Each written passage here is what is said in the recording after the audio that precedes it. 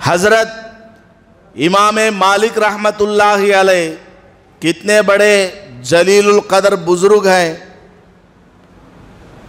300 تابعین کو انہوں نے اپنی آنکھوں سے دیکھا.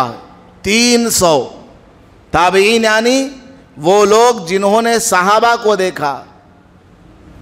ایسے 300 لوگوں کو حضرت امام مالک رحمت اللہ علیہ نے دیکھا. مدینہ منورہ میں آپ پیدا ہوئے. ساری زندگی آپ نے مدینہ منورہ ہی میں گزار دی ہے. ایک حدیث کی وجہ سے، صرف ایک حدیث کی وجہ سے حضرت امام مالک رحمت اللہ علیہ نے ساری زندگی مدینہ منورہ ہی میں گزار دی ہے. وہ حدیث کیا ہے سناؤں آپ کو، عمل کرنے کا ارادہ کریں گے. من استطاع ان یموت بالمدینۃ فلیمت، جو آدمی کوشش کر سکتا ہو کہ وہ مدینہ میں آ کر کے مرے تو وہ مدینہ میں آ کر کے مر جائے.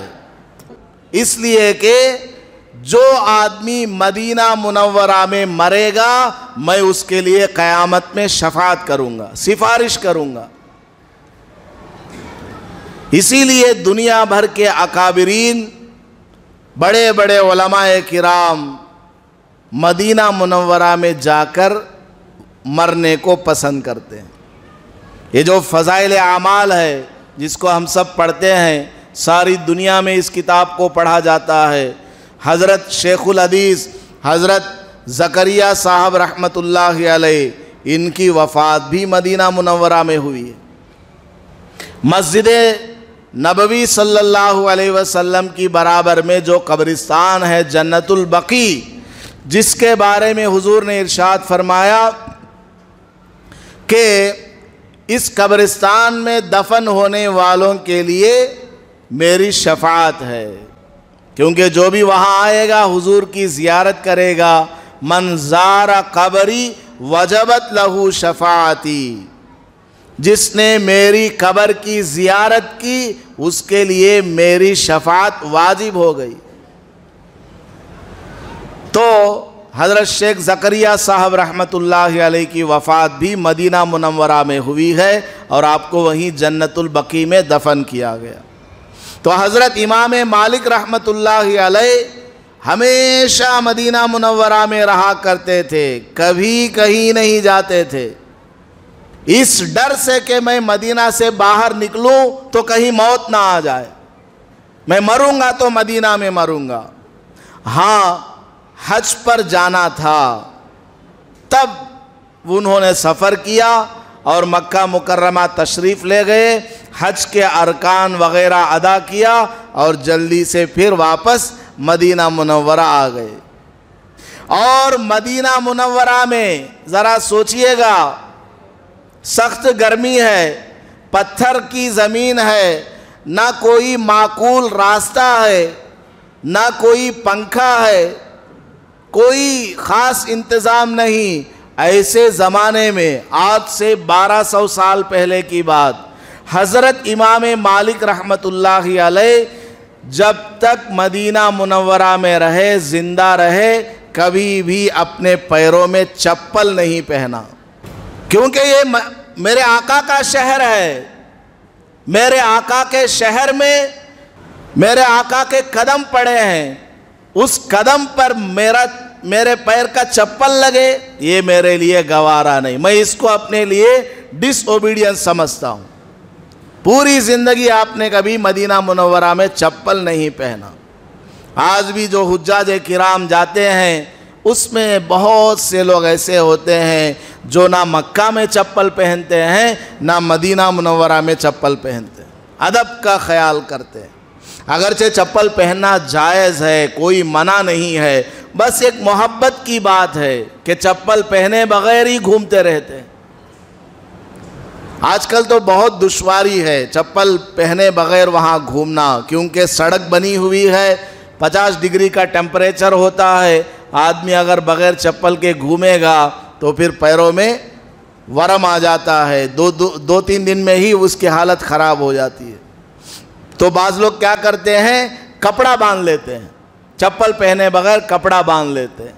बहरहाल हज़रत इमाम मालिक रहमतुल्लाहि अलैह मदीना मुनव्वरा में जितने दिन ज़िंदा रहे कभी किसी घोड़े पर, ऊँटनी वगैरह पर सवारी नहीं की। ये मेरे आका का शहर है, मैं इसमें सवार होकर चलूँगा नहीं, मैं चलूँगा, अपने पैर से चलूँगा, किसी पर सवारी पर नहीं बैठूँगा। मदीना मुनव्वरा में हज़रत इमाम मालिक रहमतुल्लाहि अलैह जब रास्ते से गुज़रते तो रास्ते के बीच में नहीं चलते थे, बल्कि कोई घर बना हुआ है तो उस घर की दीवार की बराबर से चलते थे ताकि रास्ते को छोड़ा जाए, क्योंकि इस रास्ते से मेरे आका का गुज़र हुआ है, कहीं मेरा कदम आका के कदम के ऊपर ना पड़ जाए। समझ में आ गई बात? इस कदर अदब। एक मर्तबा हज़रत इमाम मालिक रहमतुल्लाहि अलैह रास्ते से गुज़र रहे थे, एक आदमी आया, आ करके एक हदीस मालूम की कि हज़रत मुझे फ़लाँ हदीस सुना दीजिए। हज़रत इमाम मालिक रहमतुल्लाहि अलैह ने छड़ी निकाली, 20 छड़ी लगाई उसको। रास्ते में आका के कलाम को सुनना चाहता है, किस कदर तुम बेअदब हो, चलो मस्जिद, वहाँ बैठो, वहाँ तुमको मैं हुजूर की हदीस सुनाता हूँ। 20 छड़ी मारे कि हुजूर के हदीस का ये दर्जा है कि रास्तों में, सड़कों में चलते फिरते उस पर बात की जाए। अदब करो, चलो जाकर बैठते हैं। मस्जिद नबवी में उस आदमी को ले गए और जितनी छड़ी मारी थी उतनी हदीसें सुनाई। 20 छड़ी लगाई थी, उसने पूछी थी एक हदीस, हज़रत ने 20 छड़ी लगाई तो 20 हदीसें जाकर सुनाए मस्जिद नबवी में। वो आदमी कहने लगा काश के मैं और ज़्यादा छड़ी खा लिया होता तो और ज़्यादा हज़रत से हदीस सुनने को मिलता।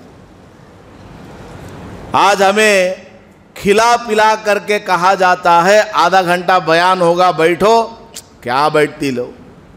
खिला पिला करके कहा जाता है कि बैठो बयान होगा, कोई नहीं बैठता, सुनता भी नहीं, और वहाँ एक एक हदीस सुनने के लिए छड़ी खा रहे हैं। हज़रत इमाम मालिक रहमतुल्लाहि अलैह खाना बहुत कम खाते थे। क्यों? ताकि पेशाब पाखाना की ज़रूरत ना पेश आ जाए। अगर पेशाब पाखाना की ज़रूरत आती, मदीना मुनव्वरा के एरिया के अंदर कभी पेशाब पाखाना नहीं करते थे। मदीना का जो उस ज़माने का बॉर्डर था उसको पार करके आप उधर जा कर के पेशाब पाखाना करते। बल्कि बाज़ उलमा ने लिखा कि हज़रत इमाम मालिक एक कदम मदीना में, एक कदम मदीने के बाहर रखते थे। जहाँ बाउंड्री है, एंट्रेंस है, एक कदम उधर एक कदम इधर, इस तरह रख करके अपनी ज़रूरत फारिग करते थे। किसी ने पूछा कि हज़रत आप इस तरह क्यों करते हैं? हज़रत ने फरमाया कहीं पेशाब करते करते मेरी मौत आ जाए और मैं मदीने के बाहर में मर न जाऊं। मेरी चाहत है कि मेरी मौत आए तो मदीने में आए।